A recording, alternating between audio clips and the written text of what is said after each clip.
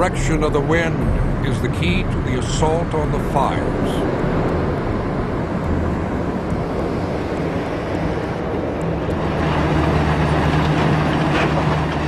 With the wind pushing the heat away, bulldozers can move water pipes and monitor sheds to within nozzle range of the fire.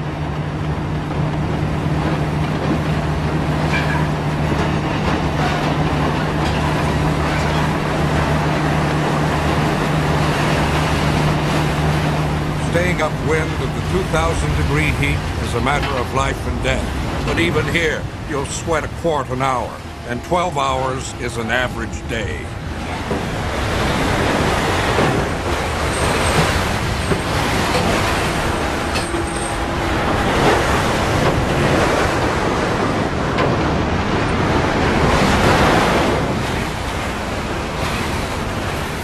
When the water lines are ready, the team will cool the superheated ground between them and the fire they've nicknamed Rita.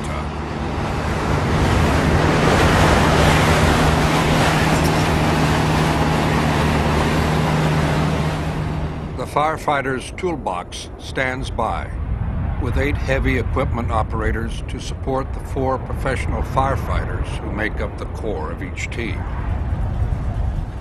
Morning. Morning, I got some good news for you. Old Lebo and Angie had a baby boy. All right. All right. Give it another firefighter. I mean to tell you. Looks like you got everything right here, the dirt work, the water. You gonna dig with your backhoe? I'll fix work on the backside. We've got a drain cut, but we're gonna work in on it a little more. And we'll work on some little big coke pile in the back on the rig. Okay. Well, I'm gonna get out here as hot as it is and go check on Paul. I'll be back in a little while. Okay, Joe. Okay, Biggin.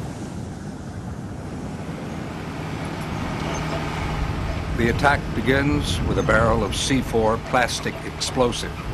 Unburned oil is solidified, building up a hard cap of coke over the wellhead. The C4 will blast it apart.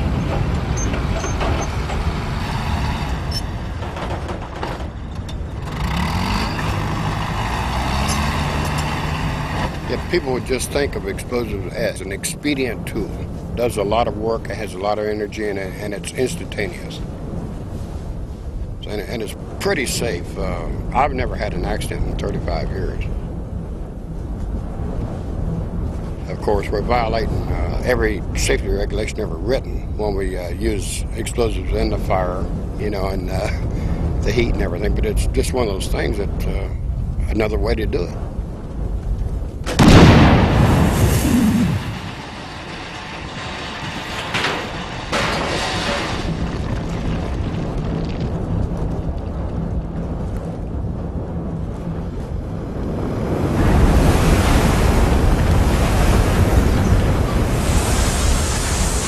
A constant stream of water keeps men from collapsing and machines from melting.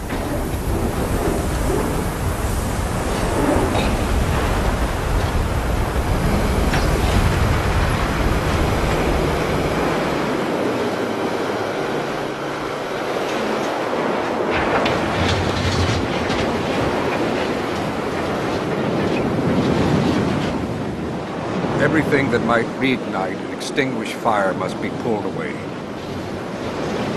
Only when you've completely cleared the ground around the exposed wellhead can you decide how to attack the fire itself. Every fire has its own personality and requires its own approach.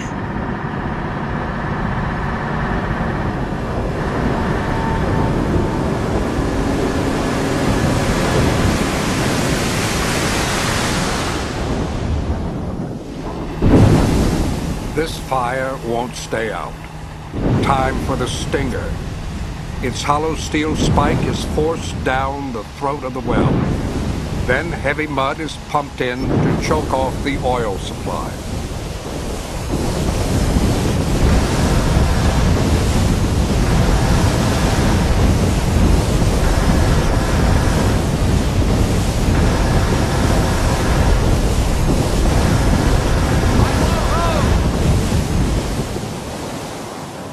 Its simplicity makes the stinger a favorite technique, but it's only one of many.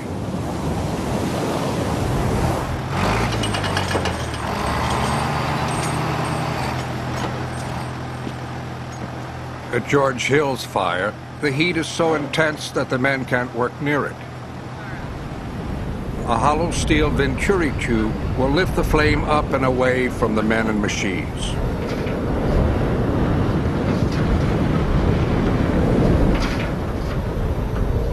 If it's a 30-foot tube, it'll roughly move your radiant heat circle back 50 to 70 feet. I mean, it creates a low pressure at the base of that tube. It's unbelievable. I mean, it'll take your gloves off you. You've got to be careful. It'll suck your heart out.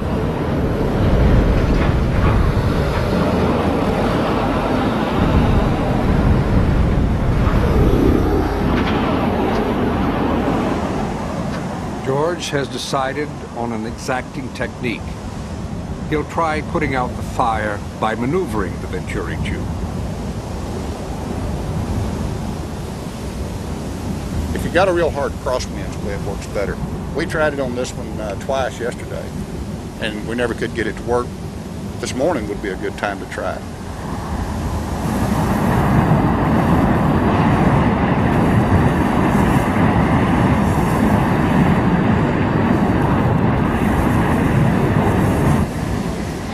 Hoses soak the oil at the top of the tube, forcing the flame downwind. Water aimed at the base is sucked up with the oil, reducing its flammability.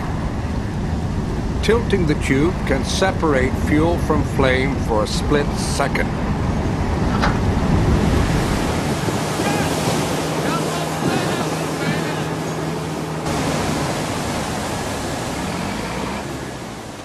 Now is the time of greatest danger. A steady downpour of oil turns the whole area into a huge torch, waiting for a match.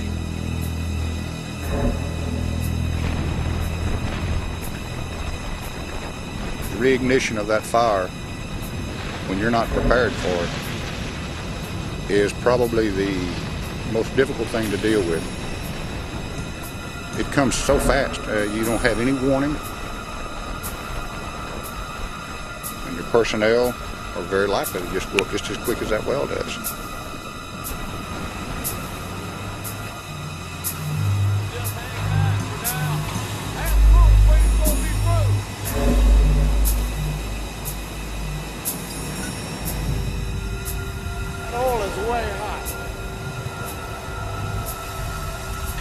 Flames engulfed a Romanian team in a situation like this.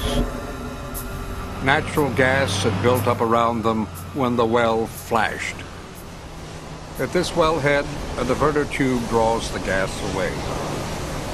Watch that wind.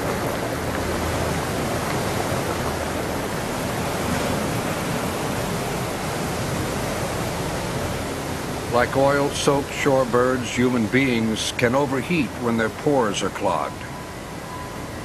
You can pass out without warning. You're trusting your life to the men around you.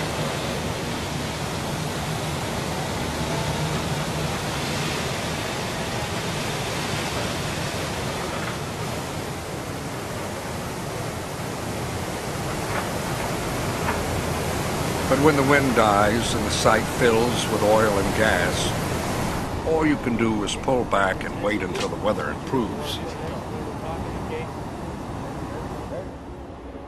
Today, I saw the sunrise for the first time. We took pictures, and it's the first time any of us had seen the sun since before this started.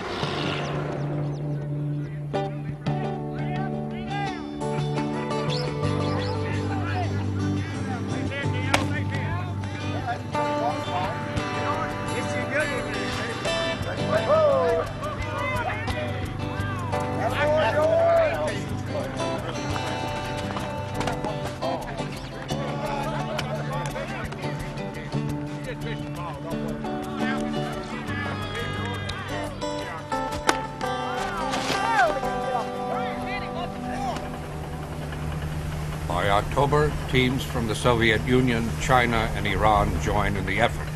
French and British crews will bring the total to 27 teams.